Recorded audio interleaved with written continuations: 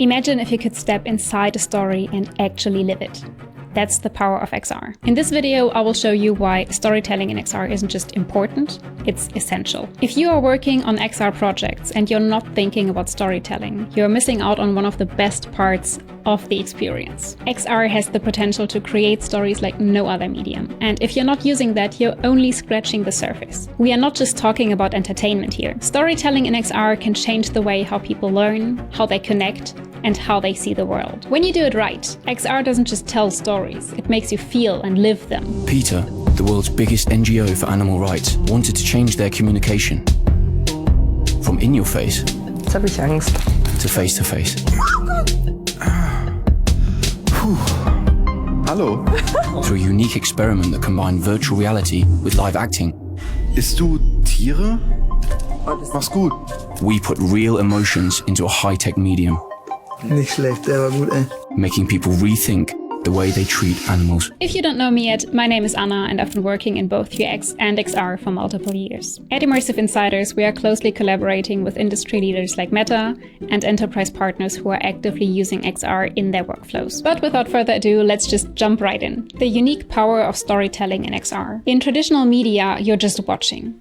In XR, you become part of the story. You're not a spectator anymore. You're inside it. Imagine being on the sinking Titanic or walking in the shoes of someone facing a real-life crisis. Deeper emotional connection. Because you're actually in the story, it hits you harder emotionally. Instead of just hearing about someone else's life, you feel what they feel. For example, imagine experiencing what it's like to be a refugee or a firefighter saving lives. The emotional impact is way stronger. Real-world impact. Storytelling in XR can also have a big impact on real-world challenges.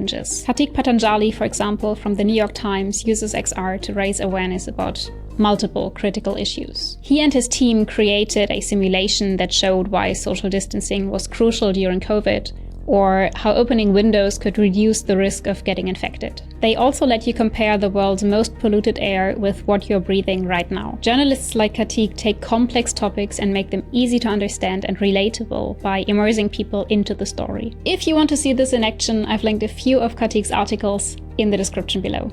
Go take a look. MetaQuest Store. Also, if you're looking for experiences on the MetaQuest Store, I've got you covered as well, of course. You can have a look at The Line, an interactive story about love and fear in a miniature doll setting in Sao Paulo in 1940. Or Dear Angelica, an application that is painted entirely in VR.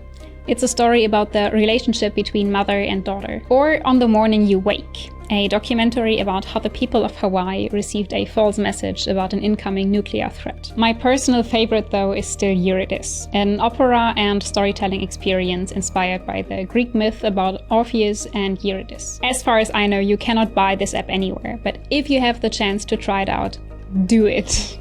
Do it! Just do it! Seriously. Multisensory storytelling, making it even more real. What makes XR really special to me personally is how it can engage so many senses at once. I mentioned it in my video about immersion and presence already. The more senses are being engaged, the more immersive an experience is. So it's not just about seeing or hearing.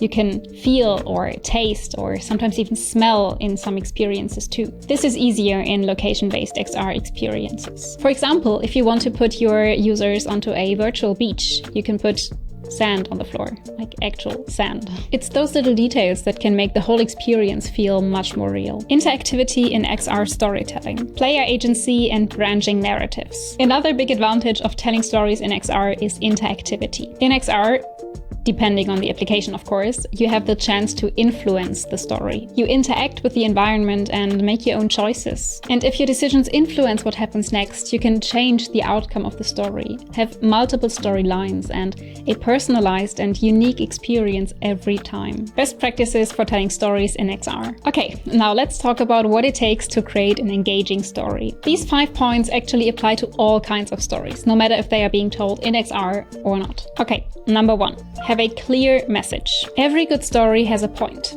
So before you create your XR experience, figure out what your main message is. Is it a lesson, a surprise twist, or a moment of excitement? Know what your story is about from the start. Use a strong structure. Even in XR, your story needs a beginning, a middle, and an end. Start strong to get attention. then build up the tension and wrap it up with a solid ending. This is called a narrative arc. It's what makes stories so satisfying. Create conflict. Conflict is key. So without challenges or struggles, our stories fall flat. Users should feel the tension and watch the character grow or fail through the experience. It makes the journey more interesting and the ending more meaningful. Focus on emotions. People remember how things make them feel. So tie your XR story to strong emotions, whether it's fear or excitement, happiness or sadness. The more emotion you can evoke, the more memorable your story will be.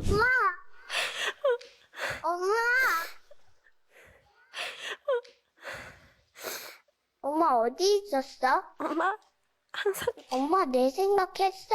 맨날 해. 아니 엄마 많이 보고 싶었어. 엄마도 너 보고 싶었어. 엄마 나연이 보고 싶었어. Show, don't tell. Instead of explaining what's happening, let the user experience it directly. In XR, you can show the story in real time. So if a character is scared, don't just say it. Make the user feel that fear through the environment, through sounds or interactions. Closing thoughts. XR has the potential to help us understand each other better by letting us live through different perspectives. Storytelling in XR can open people's hearts and minds to new ideas, new cultures, and challenges in ways that we've never seen before. And as XR evolves, so do the stories we can tell. So the only limit is our imagination. Alright, this video is slowly coming to an end, but in the next video I will be breaking down how to find and evaluate good use cases for XR, because let's be real, XR for the sake of XR usually turns out lame.